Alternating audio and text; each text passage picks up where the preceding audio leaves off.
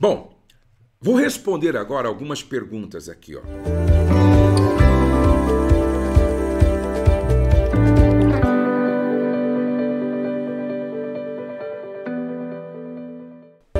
Meu marido adulterou e saiu de casa porque disse que não consegue conviver com a culpa e está eu não entendi, confuso, dia que precisa passar pelo deserto só. O que fazer? Bom, ninguém vence sozinho. Quando você lê lá em Cantares de Salomão, a esposa dizendo assim, apanhai-me, as raposas e as raposinhas, na verdade, ela está dando um grito pedindo ajuda externa. Há momentos na vida do casal que o casal precisa dar um grito como esse, pedindo ajuda externa. Por isso que a igreja é a comunidade do amor. Por isso que nós precisamos de mentores, de pais, de pessoas que nos auxiliam a vencer tempos difíceis. O seu marido precisa de ajuda, você precisa de ajuda. E olha, nós podemos te ajudar através do SOS Casamento, ok? Se você desejar, faça sua inscrição. 2. Meu marido não me elogia em nada do que faço e não vai à igreja comigo. Pergunto se ele me ama e ele fica aborrecido e não responde. O que faço? Olha, muitas vezes o marido apenas está reproduzindo um comportamento que ele aprendeu na sua casa, na sua família de origem. O homem não é muito dado a expressar emoções. Por isso que eu disse que a mulher precisa, muitas vezes, com sabedoria, domesticar o marido, não é?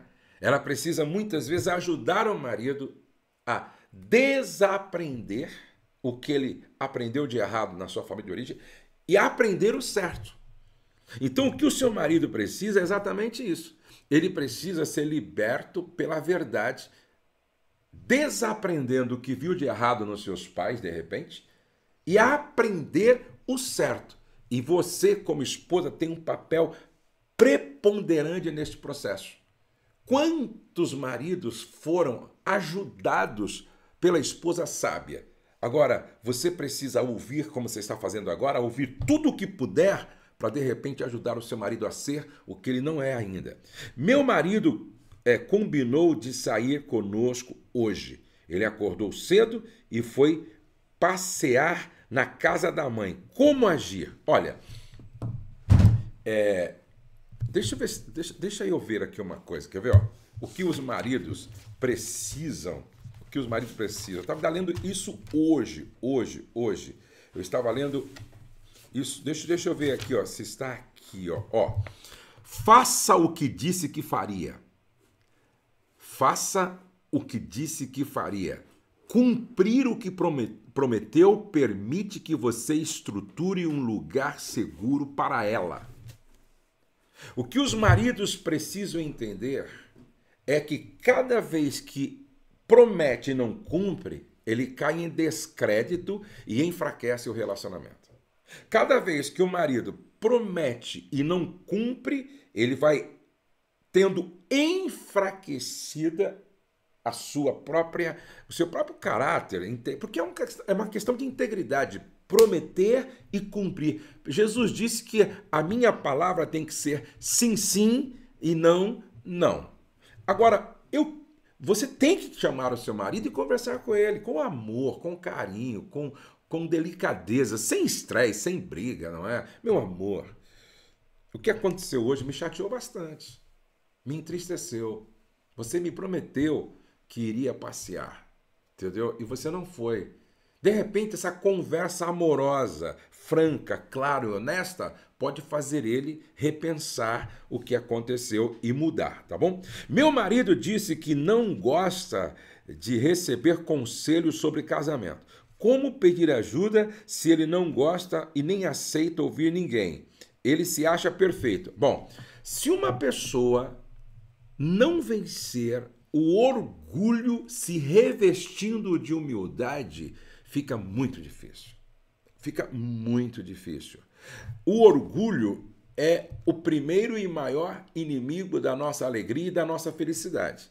o seu marido, primeiro de tudo, precisa vencer o orgulho, porque o orgulho o impede de ouvir para aprender a fim de crescer.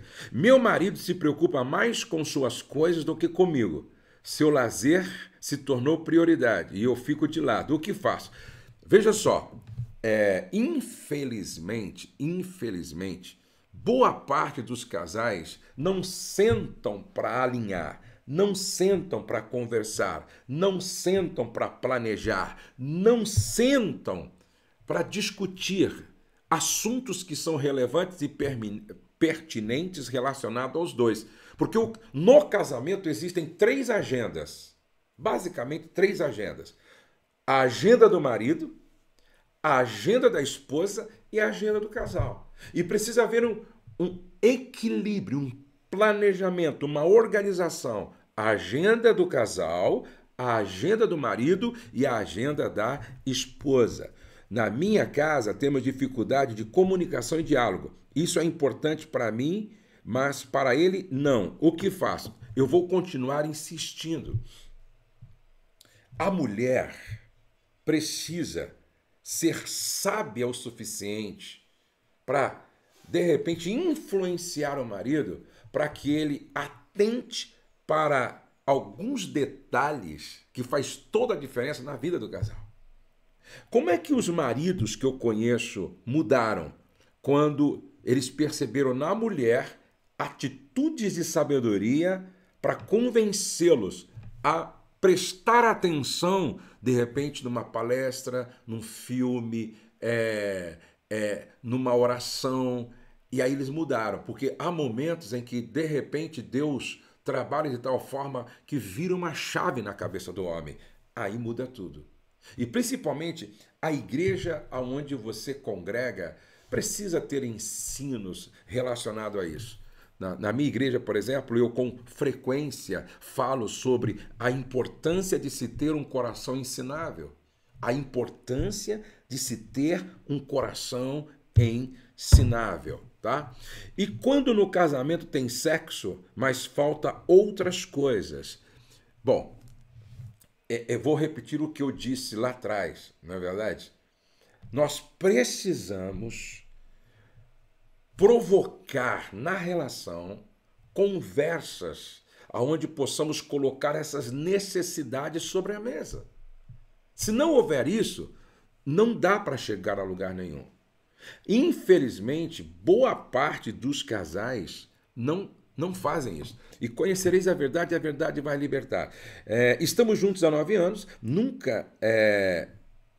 Estamos juntos há 9 anos, nunca me chamou para conversar. Eu chamo e ele não quer. Como lidar com isso? Não precisa chamar para conversar. A gente pode começar uma conversa, entendeu? E a gente começa uma conversa...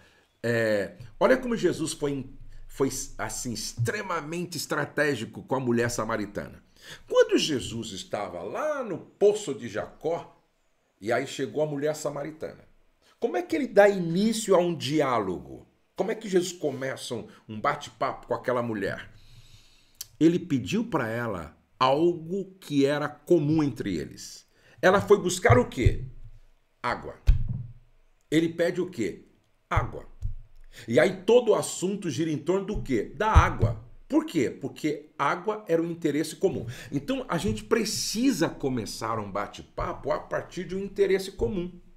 Se o marido gosta de política, aprende sobre política para conversar com ele.